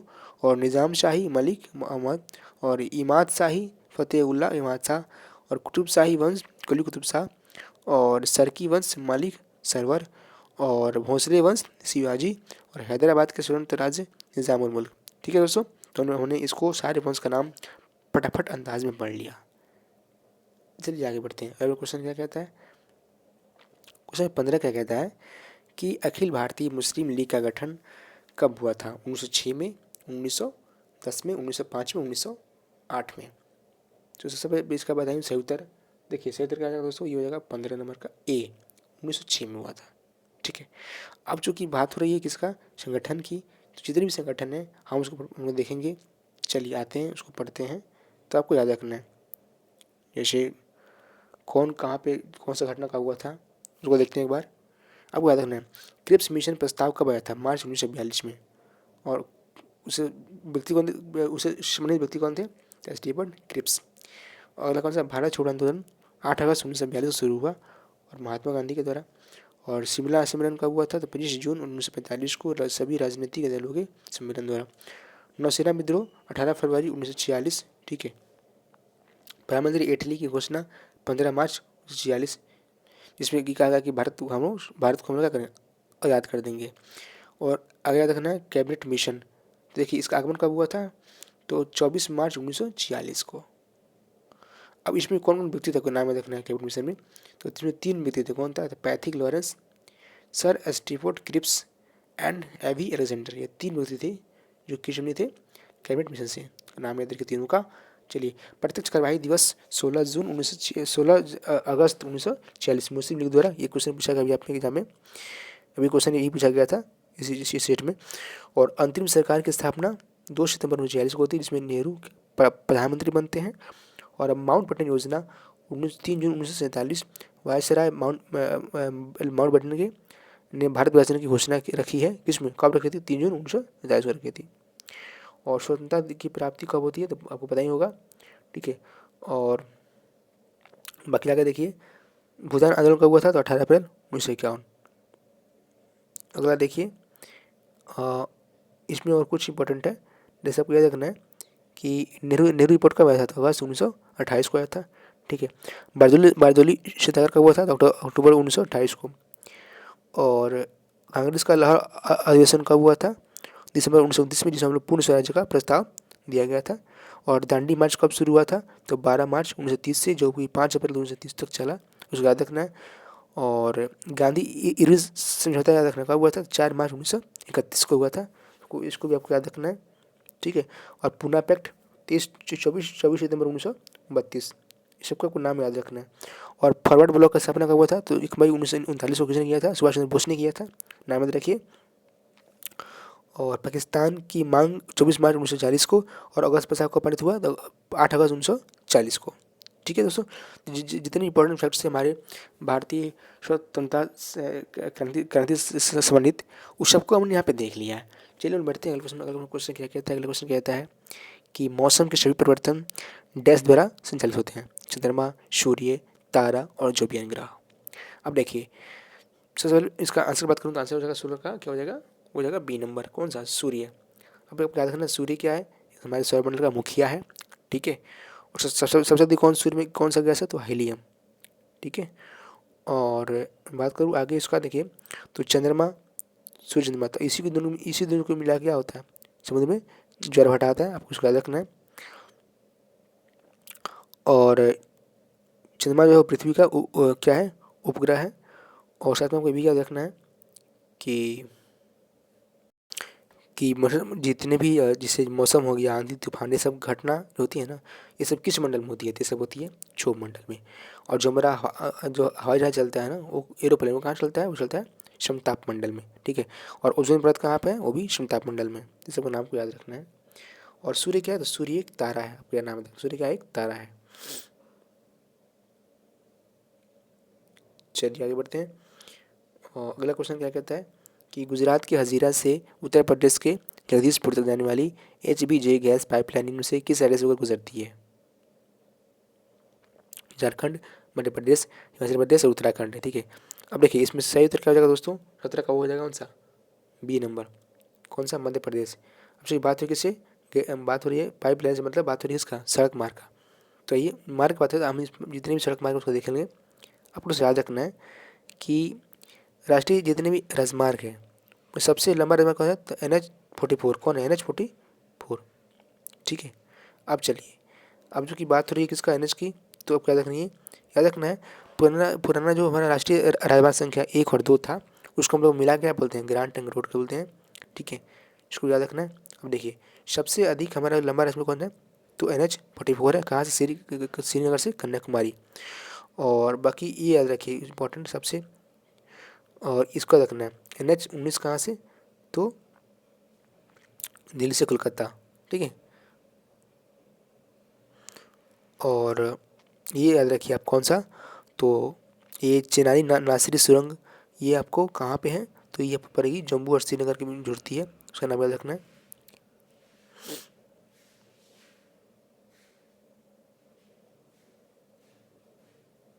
और बाकी देखिए इसमें इंपॉर्टेंट क्या है, तो आपको याद रखना है भारतमाला परियोजना इस जो योजना है वो आपको सड़क योजना से संबंधित है। ठीक है, चलिए हम आगे बढ़ते हैं। क्वेश्चन कौन करता है? फीता कृमि पानी जगत में किस वर्ष से संबंधित है? एनिलिडा, पेटे कृमि, पॉरीफेरा और सिलेंट्रेटा।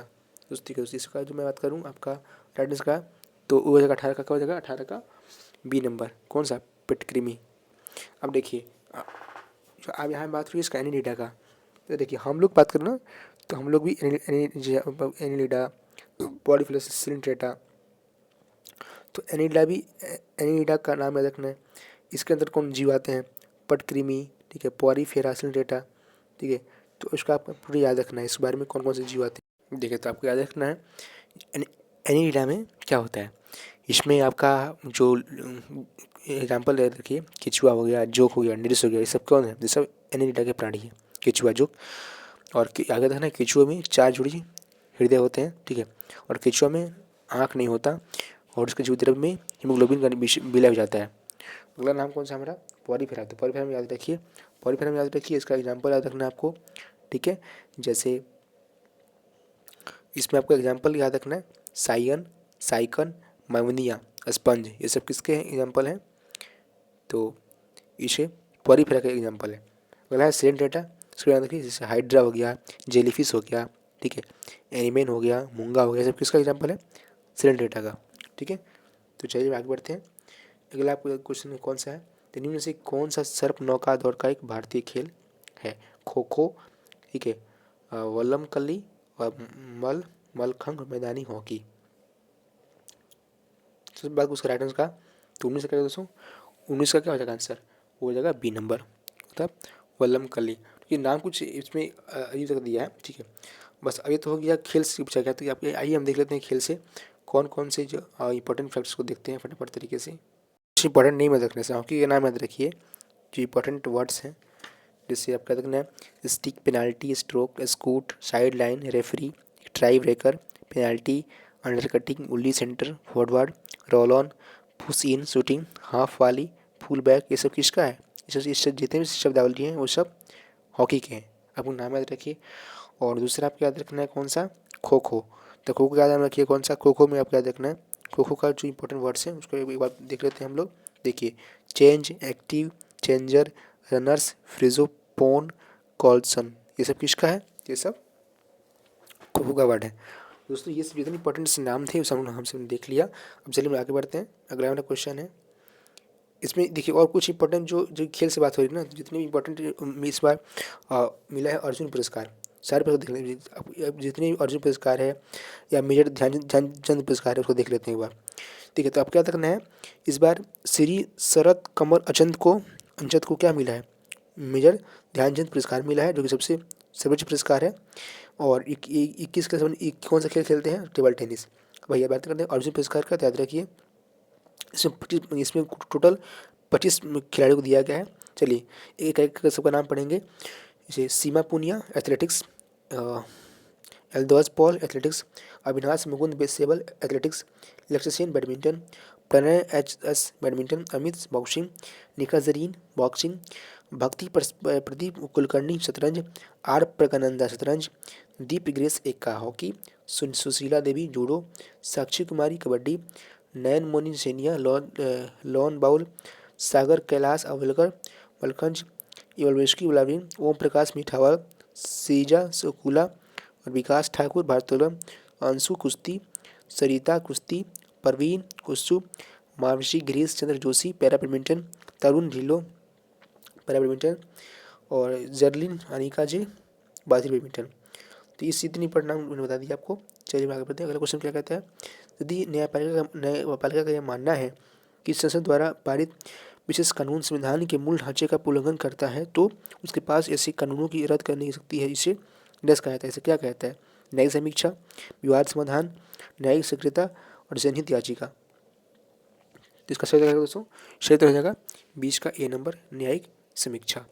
ठीक है, अब देखिए, अब जो कि बात हो रही है किसकी, न्यायपालिका की, ताइए उससे इम्पोर्टेंट जो जोड़े कुछ पॉइंट जान लेते हैं।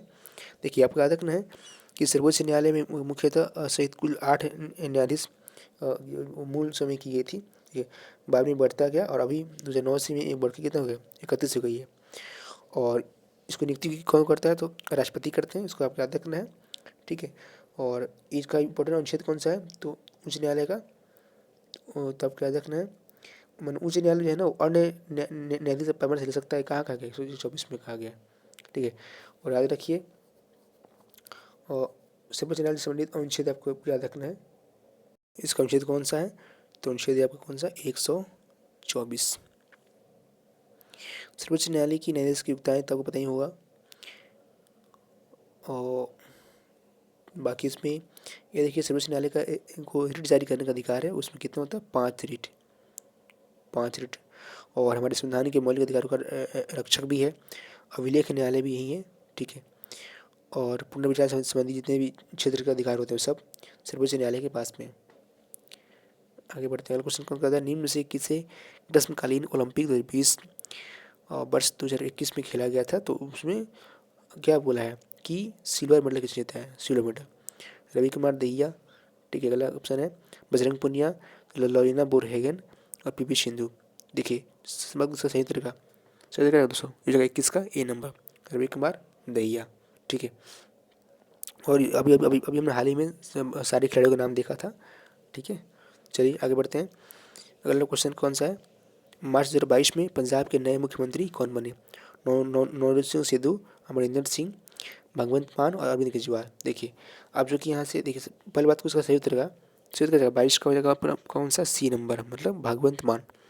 अब जो कि बात हो रही है राज्यों के मुख्यमंत्री और राज्यपाल की, तो हम लोग यहाँ पे सारे राज्यों के मुख्यमंत्री और राज्यपाल का नाम एक बार फटाफट अंदाज में देखते हैं। ठीक है, आइए उसको पढ़ते हैं।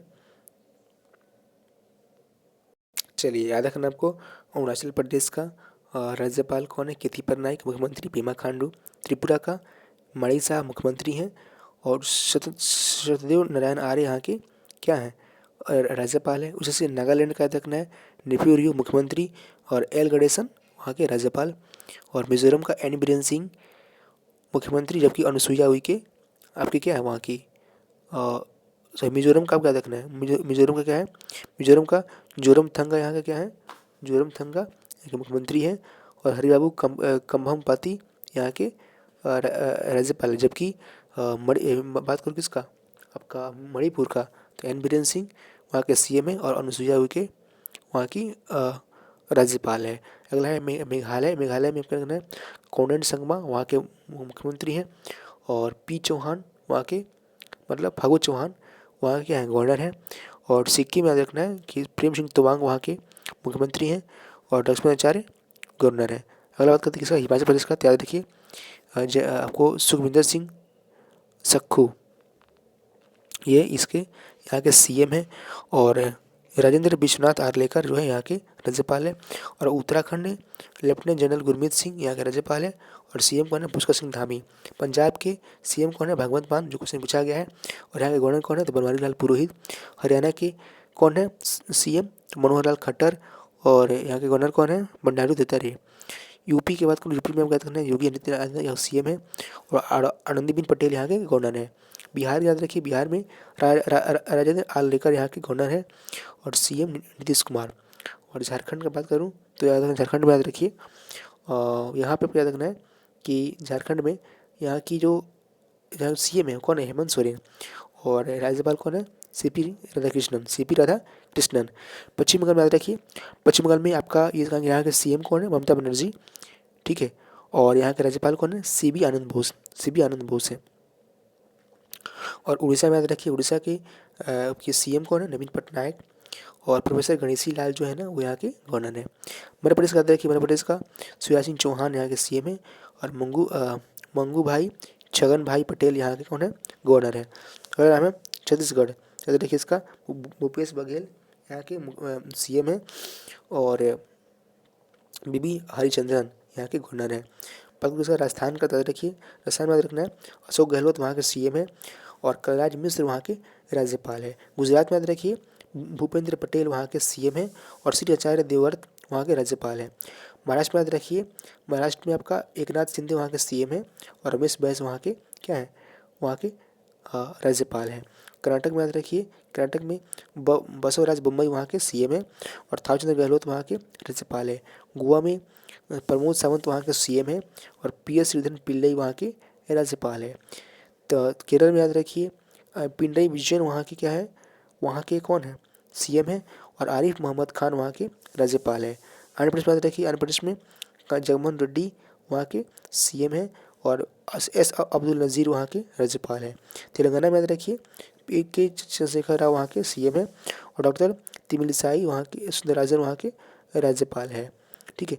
उससे ज़्यादा जम्मू कश्मीर का मनोज सिन्हा उपराज्यपाल है और लद्दाख का राजेश माथुर और दिल्ली का कौन है उपराज्यपाल, विनय कुमार सक्सेना। ठीक है दोस्तों, तो ये हमने एकदम जितने इंपॉर्टेंट राज्यों के मुख्यमंत्री और गवर्नर सबको पढ़ लिया। नेक्स्ट, निम्न में से कौन सी गैस पृथ्वी की सतह को सूर्य से आने वाली पराबैंगनी विकिरण से रुकती है, कार्बन डाइऑक्साइड, ओजोन, ऑक्सीजन और कार्बन मोनोऑक्साइड। देखिए इसका सही उत्तर क्या है दोस्तों, ये का 23 का कौन सा, बी नंबर, मतलब ऑक्सीजन।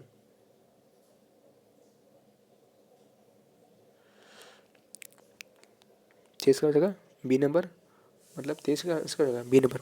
देखिए अब रुकती कौन है, तो रुकती कौन है, ओजोन, ठीक है। जबकि ऑक्सीजन और कार्बन डाइऑक्साइड का भी यहाँ पे मेन रोल होता है। कैसे, तो मैं बताता हूँ। देखिए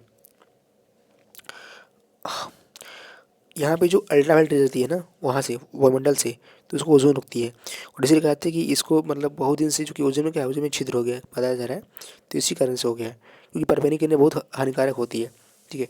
और जबकि ऑक्सीजन हम लोग क्या करते हैं, ऑक्सीजन हम लोग लेते हैं और CO2 छोड़ते हैं, तो इसलिए ये भी आपको याद रखना है। और हमारे वायुमंडल सबसे ज़्यादा गैस अभी है तो कौन सी है, तो ऑक्सीजन की मात्रा देखिए सबसे ज़्यादा क्या है, नाइट्रोजन, उससे कम ऑक्सीजन, आपको याद रखना है।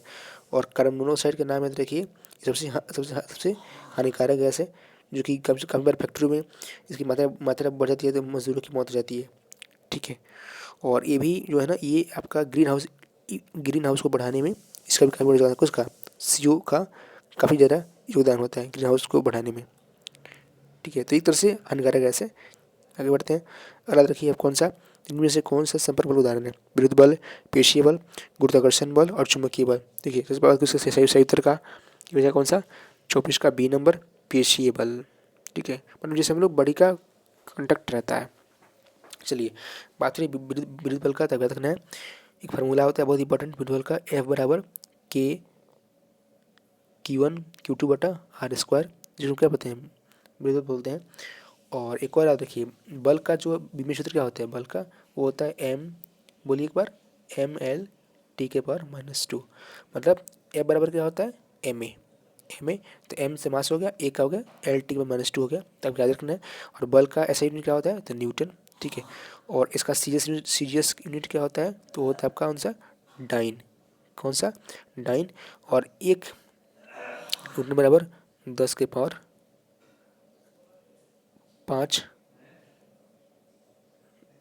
और एक और देखिए, बस आप याद रखना है इसका मात्रा क्या होता है। अब देखिए, अब बल की बात हो रही है, तो बल के बहुत से टाइप होते हैं, लेकिन आपको एक और रखना है, घर्षण बल, घर्षण बल में याद रखना है कि जो सर्पी घर्षण होता है ना, सर्पी घर्षण, वो लुटनी घर्षण से ज़्यादा होता है, ठीक है। और चुंबकीय बल का पता ही होगा।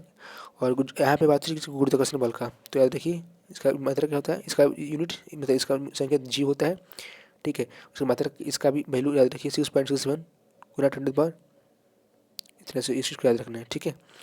तो ये दोस्तों इसमें हम लोग इतना कुछ देख लिए। चलिए आगे बढ़ते हैं। अगला क्वेश्चन में क्या कहता है कि कलामंडल कल्याणी मिट्टकुटी अम्मा किस शास्त्रीय नृत्य से संबंधित जानती है? मणिपुरी, कुचिपुड़ी, उड़ीसी, मोहिनीअट्टम, ठीक है।